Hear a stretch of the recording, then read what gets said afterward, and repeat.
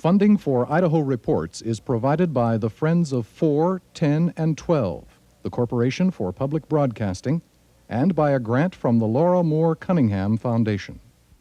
I'm absolutely shocked at the treatment that the Shippey family is suffering at the hands of the state authorities. Actions which reflect once more the potential tyranny that lies behind the compulsory attendance school laws of this country.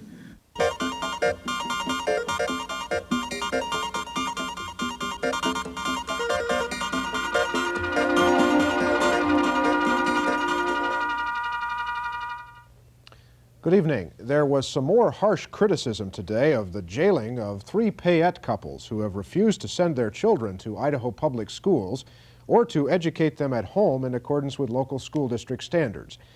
The 3 Shippey brothers and their wives remain jailed in Payette today, the 16th day of their sentence for violating Idaho's compulsory educational attendance law. The criticism today came from author Samuel Blumenfeld. He writes and argues against compulsory schooling and in favor of a free market approach to education in this country.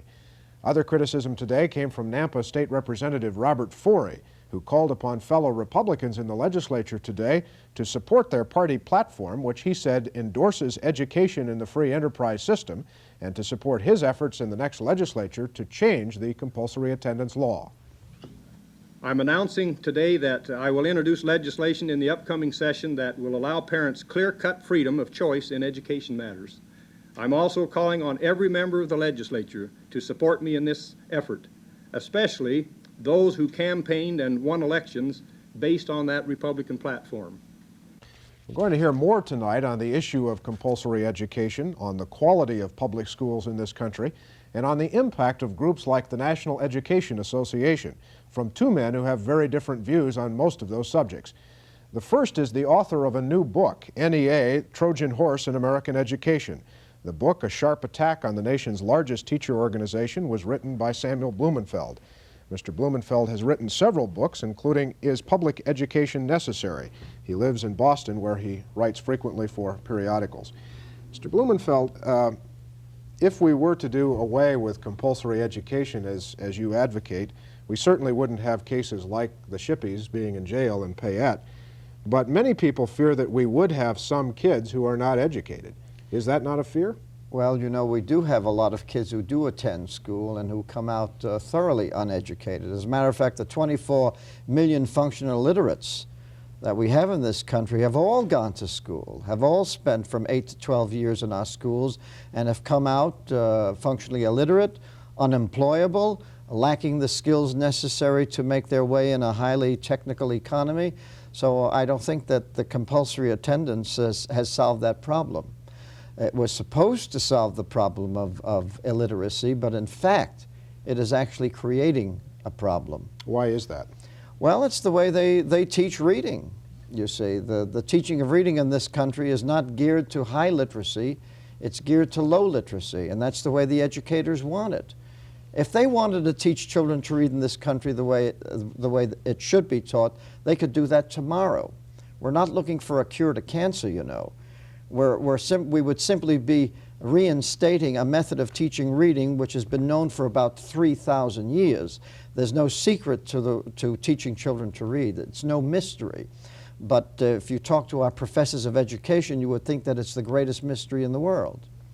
What would happen, let me just back up for a second. You really discount the fear that is expressed by those who support compulsory education, compulsory attendance, yes, that people really would go uneducated. Oh, well, you know, we didn't have compulsory attendance until 1852 when the first compulsory attendance law was passed in Massachusetts. And up to that time, the American people were the most literate in the world. Our standards of literacy were much higher than they are today. There was virtual universal attendance at that time, except for the South, where, of course, we had a slavery problem in those days. But as far as the free population was concerned, and this includes free blacks at that time, There was practically universal education. The poor were educated in free schools that were run by philanthropies. There was no lack of educational opportunity for anyone who wanted it. And the number of children who were kept home by their parents were very few indeed. Well, so what would it do in Idaho, for example, if we did away with compulsory education, as Representative Forey said today he would like to do? Well, what it would do is it would encourage more homeschooling. And this is a movement that's growing in the United States. I believe that homeschooling is really the wave of the future. Parents teaching their kids at home. Yes, yes. And you know, the interesting thing about homeschooling is that it does as much, if not more, for the parents than it does for the children. Because the children learn very well, time is not wasted. Parents want their children to learn to read and write. They don't spend their time on make work. They don't use ridiculous teaching materials. They get to the heart of the matter, and the parents become so well schooled in what they're doing. They gain the respect of their children. Their children look up to them as teachers and parents. And I've seen homeschool relationships that are just beautiful. The homeschoolers in this country are just a fantastic group of people, and I'd like to encourage that. And just parenthetically, we shouldn't have the state telling these people what they should teach their children. Yes, because these people know exactly what their children have to know to fend themselves, to make their way in this world. Okay. And now with the coming of the computer, the home computers and all this technology and software, etc., it even makes homeschooling a much more attractive alternative. Your book about the National Education Association, let me just ask you finally, and then we'll come back to it later. Yes. Your thesis is that the NEA has contributed, not only contributed, perhaps might be the major cause of many of the problems that not only you but lots of other people see in the public schools. Well, yes. Unfortunately, the National Education Association, which was at one time a respected professional organization, was taken over by the progressives early in this century, and since then they have been a vehicle for the dissemination and implementation of the progressive political and social agenda through the education system. And so the NEA has really just served the progressive movement. It has not been independent of it, and it has gone so far afield now that its preoccupation now is political power. And what it does for education, it does nothing positive that I can think of. I can't think of a single positive program that the NEA is sponsoring as far as true education is concerned. All of their concentration now is on political matters. Well, thank you, sir. We'll come back. Let's get a different view of all of this now, that from Dr. Pat Beater, a professor of teacher education at Boise State University. He teaches, among other things, fundamentals of education. He is a former public school teacher. During that time, he was a member of the National Education Association. Dr. Beater, compulsory attendance. Do you see the evils in it that Mr. Blumenfeld does? Well, no, I don't necessarily, but I'd like to begin challenging Mr. Blumenfeld's notion that when compulsory education started on a large scale, it was related to the progressive movement, and it was mainly to get kids out of sweatshops, to get kids out of factories. It was a union activity against child labor, and for the most part was considered that time in the interest of kids to have 11 or 12-year-old kids out of New England shoe factories and cotton mills. The Shippey case that you mentioned is very disturbing to all of us. We just don't like to see parents in jail on the issue of their kids' education. But let me approach the issue of compulsory education and education in general this way. I began teaching in a little town in Cascade. In a small school, there were about 65, 70 kids in the high school, and I taught all the English in the school, all the social studies, history, American government, political science, and so on, and Latin. And there were kids who wanted to study French. I see Mr. Blumenfeld had praise in his foreword to his high school French teacher. Well, some kids wanted French, but we couldn't offer it to them. We had a very limited science program, so that it presented problems to the kids that wanted to go into certain careers because we simply were too small to offer all the courses they wanted. Now, if that's the case in a town, in a school with 70 kids in high school, what's going to happen to a family that tries to educate their kids, teach them themselves? How in the world are they going to have foreign language? How in the world are they going to have the science classes they need?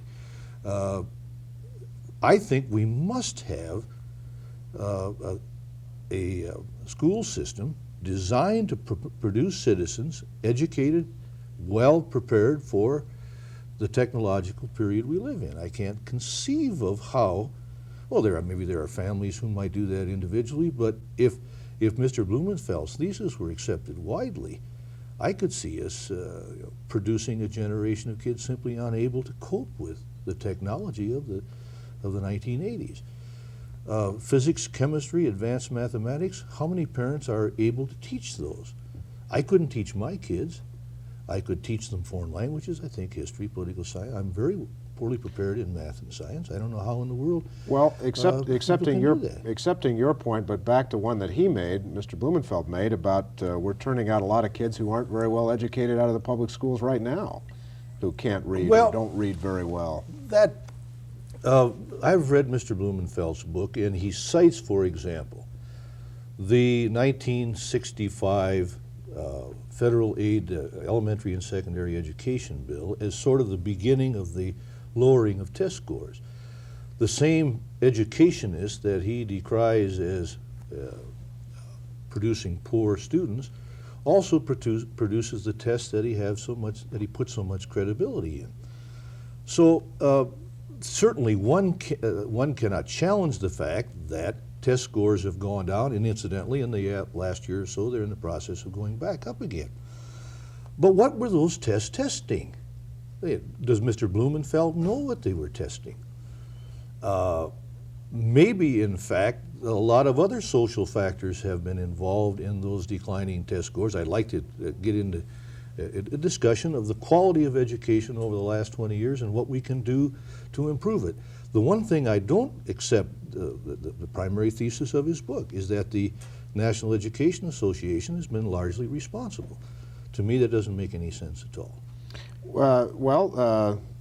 You heard him say that they're advancing essentially a socialist political agenda. Mm-hmm. Not true? Well, indeed not true. And at no time does Mr. Blumenfeld define socialism. He begins with a discussion of the Robert Owens commune in New Harmony, Indiana, as an example of socialism, and then very quickly jumps into Marxism, for example, Hegelian Marxism as another example. I wonder how he would classify, for example, the Trappist monastery or the Benedictine monastery over in the Trappists in Huntsville, Utah. Is that a socialist commune? Is that dangerous to the American society? Indeed, the NEA is not promoters of socialism in our society. It's nonsense.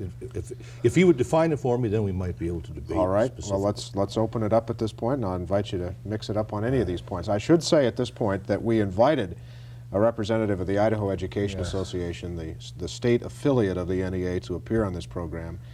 They declined our invitation. Mr. Blumenfeld, back first to the compulsory attendance situation.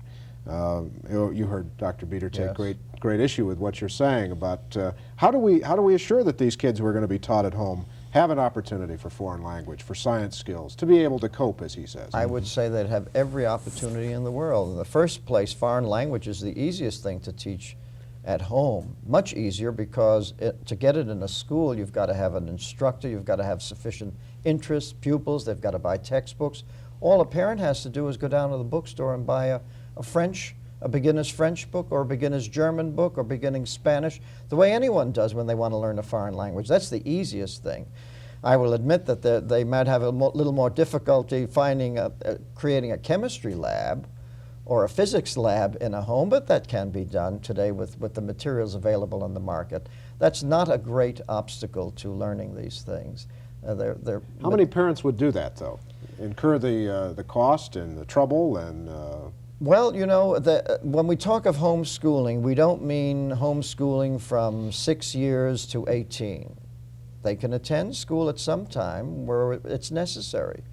They can attend a school part of the time, a private school. As a matter of fact, there are arrangements now being made between homeschoolers and private schools in which the child spends 2 days of the week in the private school and 3 days at home. In other words, there's tremendous flexibility in these new arrangements that are being made, so that the child who wants to study physics and chemistry can go to the school, the private school, those particular days. And for other subjects, the humanities, English and literature, can do the work at home. Can I jump in here a minute, Mark? Please. I think this may be one of the places where Mr. Blumenfeld and I agree. It's not against the law to teach one's children at home in Idaho. It's not. What is against the law is not conforming reasonably to the requirements of the state about curriculum. So we do allow people to teach their children at home. In fact, in many parts of the state that are they're intensely isolated, without homeschooling, we wouldn't have any education at all. Yes. But generally speaking, there are very isolated cases. But it's not against the law. You would take exception to even having the state set down some minimum guidelines. Right, because I believe that parents have an unalienable right to educate their children without interference of the state. I believe this is an unalienable right, that it's not something the state can give to the parent. It's not something that they get from the state. It's not a privilege that the state has a right to dispense. The state does not have that right. It has usurped that right from the parents. Parents have always had the unalienable rights to educate their children. Dr. Beater? Well, it's difficult to argue against the assertion of an unalienable right. However, and I don't want to suggest for a moment that the primary responsibility of educating children doesn't rest with the parents and is delegated to the schools. In fact, without intensive parental support, we cannot educate children. We must have it. But there are times when the society must say to parents, you cannot keep your child anymore. We're not, for example, going to allow parents to molest their children. There is a point where the state must step in and say, you know, we are taking these children from you because we won't allow you to do that. Well, It must be done carefully, but certainly you must grant the state or the society the right to protect children in the case of a home that is decent or improper. We Sure. delegate to the government the protection Precisely. of our rights against criminal action. Now, education is not a criminal action. Well, you've asserted that. Where do you find the that? Shippey Where do you family- find the inalienable right? The inalienable right is stated in the Constitution of the United States, in the Declaration of Independence, and then it's put into the Constitution. The Constitution makes no mention of education. Indeed not, including Because- the unalienable right of parents to educate them. Well, but we I'm have not arguing that. No, get me straight. Let I am not arguing. Let me remind you what the Declaration of Independence says. It says that we are endowed by our Creator with certain unalienable rights. Certainly. And that among these rights are life, liberty, and the pursuit of Indeed. happiness. And then the Constitution sort of lists these rights in the first 10 amendments. Certainly. And But nowhere is there the right. word of education is not mentioned because it was self-evident. Dr. Beater? Well, I don't know how one argues against that. But if Mr. Blumenfeld will concede to me that there are situations in which the state must step in a home situation that is improper, illegal, not in the best interest of the kids, Yeah, then well, why can't we Those also do that? are the specific cases that seem to me to worry education officials like state Precisely. school superintendents. Not the case where people are trying to do a good job of educating their kids at home, whatever that might mean, but in the case where there is neglect, if you will, not giving them anything. Well, I don't think in the Shippey case that this is a case of neglect. They are teaching No, their I wasn't children to read and suggesting write. that it was, but in some case that at least is theoretically possible. Well, that was always the rationale for compulsory attendance, that some children would be neglected. And I would suppose that that's one of the prices we have to pay for freedom in this country. You know, freedom is not free. Freedom has its costs. Freedom has its risks. And we always take risks when we, for example, take the constitutional right to bear arms. The risk is that people will shoot one another. The risk that the arms will get into the wrong hands. Yet, nevertheless, the risk of tyrannical government is much greater. Right. So we accept one risk in exchange for another. And it's the same in this case. I would assume, just to be generous, that some parents will neglect their children, but I would say that the overwhelming majority of children would be educated under a free Just system. a final thought on this, and then we'll move along to something else. Dr. One Peter. counter, Yeah. one quick notion. I think we would both agree that governments exist, among other reasons, to promote opportunity and the maximum freedom for individuals. I think I'm with Jefferson that we best promote government in the interests of the people by an educated citizenry. And the purpose of the public schools is to do just that. Now, we can argue whether or not one can produce an educated citizenry privately. My contention is that it would be very difficult to certify this. We can argue also whether the public schools have been doing a good job of it. But I don't think we can argue that education is essential in a democracy to an educated citizenry. So then, the question focus on, see, if you have a libertarian view of education, that is, it's entirely up to the parents, you must also accept the probability that a significant number of them will not do it. The family that we hope will be the agency to do it is in trouble in our society today. Mainly because of the kind of education they've gotten in public schools. That we can discuss. As a matter of fact, Well, let us discuss that right at this point. Mr. Blumenfeld, you say basically that the NEA is responsible for many of these problems in the public schools. Dr. Beater takes exception to that. What are the problems, and where does the responsibility lie, and how do we get out of this mess, Dr. Beater? Well, First of all, I don't think we have a mess. I've lived a considerable period of time in Europe. In Spain in particular. Compulsory attendance in Spain ends at 14. Then the two-track system begins, a kind of vocational track and a college preparatory track. The bulk of the kids go into the vocational track. And this creates something that leads, in my view, to a kind of class situation where advanced education is the province of the very, very few. In our society, part of the genius of our society is that educational opportunity is available to all. Now, granted, that presents some problems because our high schools are comprehensive. They're not academies. They're not for the select. They're for all. And so there are times when the quality of education suffers, I think. In an attempt to give equality of opportunity to all, we're not selective. We're not elitist. My father never went to high school. In other words, some of the less capable youngsters are going to bring down the overall average of the best Indeed, youngsters. in Europe, they wouldn't even go to high school. They would quit at 14. Now, at least in the town I lived in, about 15 or 20% of kids went on to the institute, that is the college preparatory high school. The rest either went to work or went into a trade school. Our society is premised on much different bases than that. Well, let me get Mr. Blumenfeld to comment on that point. on the diversity, on the difference. Well, listen, we've had private schools in this country now since the very beginning. The founding fathers were educated at home. They were. The founding father, George Washington, was tutored at home. Jefferson was tutored at home. Benjamin Franklin was tutored at home. They became highly literate. Our founding fathers had no formal education. Very Never little. Went to William and Mary. Very, very little. Very little. And they all came out as highly literate individuals, good thinkers, with a command of theory about government, etc. There was no lack of learning there. I believe that an educated person, a truly educated person, is a self-educated person. But what we have in this country is an educational system that seems to be doing to the mind what the Chinese used to do to little girls' feet, binding them so that these minds don't grow. And I've been in schools where I've wondered where learning was taking place. As a matter of fact, I've tutored youngsters who come out of these schools with shrunken vocabularies or vocabularies that have never expanded, with youngsters who cannot even understand that big words exist, who know little geography, practically no history.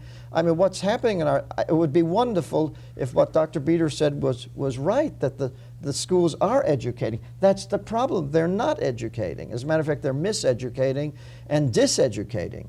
And that's what I fear. I fear that we're now facing a system that is preventing America from reaching its goals. As a matter of fact, that's what we're told by all the newspapers and by the employers and by the scientific community, that we're not graduating people who can fill these jobs, that we're going to have to get them from overseas, from India, from here and there. Dr. And Beter? this is That what's pained happening. look on my face is an indication that that's nonsense, Mr. Blumenfeld. Sam, can I call you Sam? Please, please, please. I spend some of my time each year helping foreign students who come to the United States to be educated here, in getting into classes, in helping them with English. The United American universities are filled with foreign students who come to our country to get an education, a technical and in some cases a liberal education. I mean, it's ridiculous Yes. to assert that we have miseducated kids. Our education system, for the most part, is the envy of the world. Now, Yes, but we most- try to do some things that other countries don't even try to Right, do. but you know, most of these foreign children come here already knowing how to read and write. Our problem is that we don't even provide the true basics for our youngsters here. I attended a conference. Give me just one example of that. Well, I attended a conference sponsored by a very well-known foundation on the decline of science studies in the United States in high school. The problem is, why aren't more students going into science? And the reason is because science requires a lot of reading. It requires knowing a very complex vocabulary.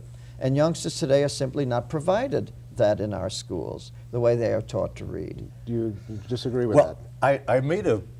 I'm not a reading teacher, so I went up this morning to the Boise State University reading department, and Dr. Bill Kirtland was teaching a class just as I came in, and he was teaching them, as a matter of fact, a phonics lesson. But who was he teaching? You mean potential teachers? Potential teachers, All right, okay. potential teachers of reading. Good. So I said, Bill, where the thesis of Sam Blumenfeld is that American reading teachers have not taught phonics, therefore kids can't read. He said, nonsense. We teach phonics and identification of words and decoding and translation, all of those things. I said, well, how about his thesis that American kids are reading worse? And he said, well, I just can't buy that. Now, he's a reading teacher, granted. Well- But I'm rapidly running out of time. for your so- assertion that they're not teaching phonics is nonsense. I went up today and saw it. All right, I'm not saying that. We got 30 that, seconds left, You I'm know, afraid. of course, some phonics is being taught, and even some phonics is taught in Look-Say, but it's taught as an adjunct, as a phonetic clue to reading. But the main method of teaching reading in this country is still Look-Say, and the International Reading Association will confirm that, because most of the textbooks in this country are based on Look-Say reading methods with sight vocabulary and word attack and the rest, and phonics is just added on. Gentlemen, we could go on and on. You're both very engaging and make your points very well. We appreciate you both being here. Mr. Blumenfeld and Dr. Beter, thank you, sir. Thank you. That's our time for tonight. We'll be back on Monday. I'm Mark Johnson. Good night.